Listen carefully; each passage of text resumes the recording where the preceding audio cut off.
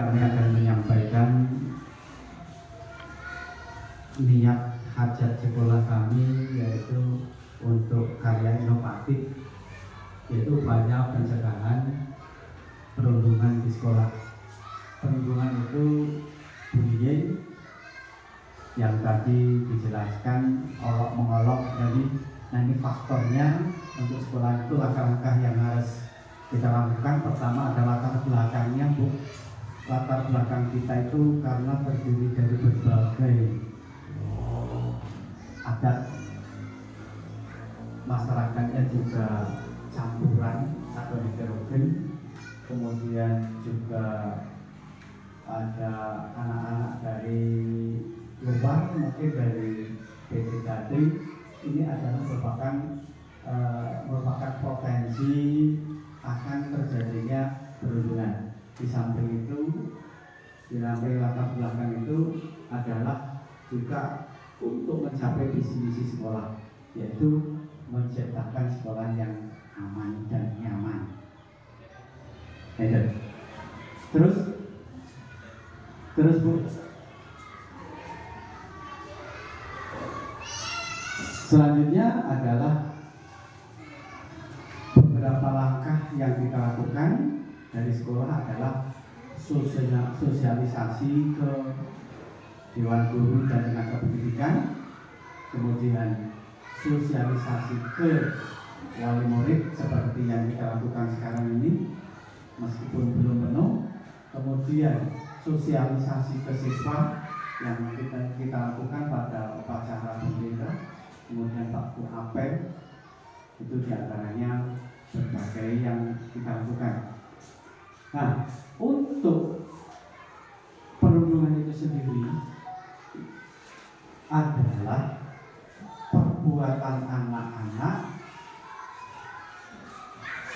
bisa juga perbuatan guru, bisa juga perbuatan orang tua. Makanya orang tua perlu kita libatkan, yang dilakukan secara berulang-ulang dan terus-menerus. Contohnya, mungkin anaknya ada yang gendut, panggil, "Hai si gendut." Nah, itu termasuk dilakukan secara terus-menerus, karena berakibat kepada mental anak.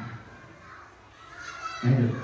Di samping itu juga ada mungkin macam pajak. Ada anak-anak itu yang mungkin yang lebih besar pajak anak yang lebih kecil, anak kelas 1, anak kelas 2. Biasanya itu karena faktor usia, perbedaan usia, tingkat kelas. Kalau kelasnya tinggi biasanya lebih kuat. Nah, ini juga demikian. Makanya Bapak Ibu Guru juga sudah disosialisasi untuk mengenali, karena dengan demikian kita akan kenal gerombol-gerombol itu. Nah, itu termasuk bagian dari tindakan sekolah. Di samping itu juga bisa terjadi di rumah, mungkin dari keluarganya, dari saudara tuanya. Itu juga akan berakibat mentalnya anak itu akan tertekan, perkembangan jiwa anak itu akan terganggu. Makanya kita sampaikan ke wali murid. Ini kalau sudah nanti tahu arahnya untuk melaksanakan kegiatan perundungan. Nah, di samping itu, lanjut Bu. Di samping itu terus sekolah itu memasang poster yang berdiri di depan ini adalah untuk bullying, pencegahan bullying.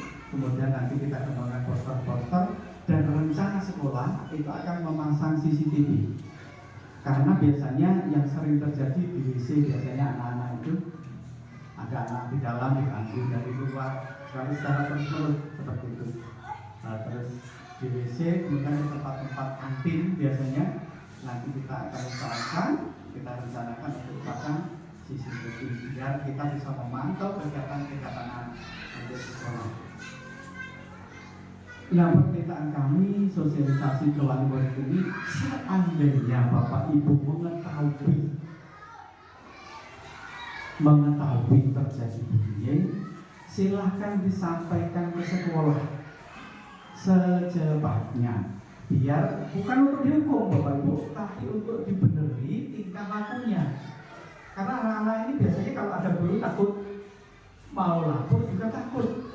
Karena anak yang mendiamkan, siapapun yang mendiamkan terjadinya bullying, itu termasuk bullying tapi yang pasif. Artinya tidak berani melapor. Nah, kita pancing anak, kita motivasi biar anak itu berani untuk memberikan laporan ke guru. Bukan anak dihukum, tidak, tapi diberi tingkah lakunya biar tidak akan berkonsultasi dengan pihak yang berwenang. Seperti itu. Ini beberapa hal tentang perhubungan atau bullying.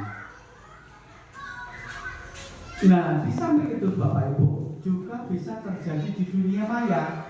Sekarang anak-anak kan pegang Facebook, makanya ibu-ibu guru saya tugaskan setiap wali kelas juga ikut Facebook anak-anak. Karena bisa juga terjadi di dunia maya ini, bisa anak posting Mbak.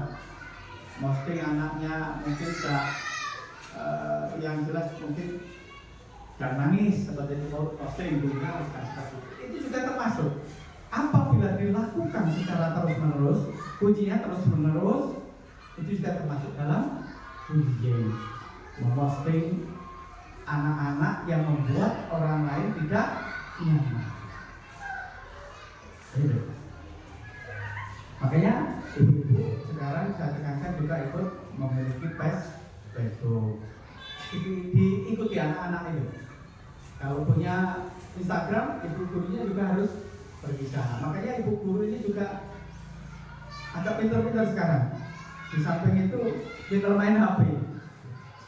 Karena sudah melebar. Kalau zaman dulu kita ngejarnya di kelas, di ruangan luar halaman seperti itu.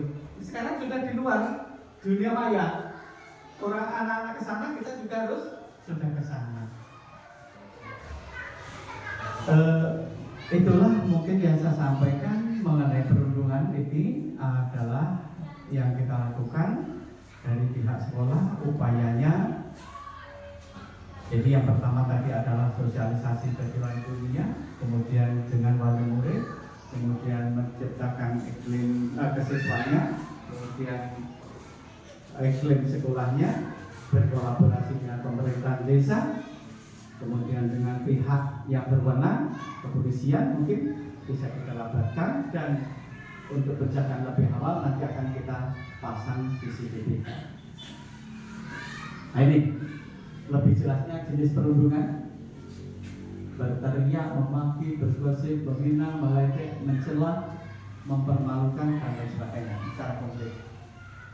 Kemudian mengucilkan dan lain sebagainya. Kembali lagi Bu, membeda-bedakan, mendiamkan. Bu Esan, kalau sekarang Bu Esan kan, kelompok si A, kelompok si B. Nah ini bisa kita rekam di sekolah. Bahkan juga ya mungkin anak-anak kalau di rumah ngumpul bisa bercerita. Ibu-ibu silahkan aktif merekam. Merekam artinya, oh anak ini berarti agak tak akur dengan rombongan si itu. Apabila disampaikan ke kami akan lebih cepat kita atasi. Kan mungkin itu di rumah berani ngomong seperti itu. Nah, itu beberapa hal: menampar, mendorong, mencubit, menjambak, menendang, meninju, dan lain sebagainya. Mengirim pesan gambar atau video yang menyakitkan, kasar, atau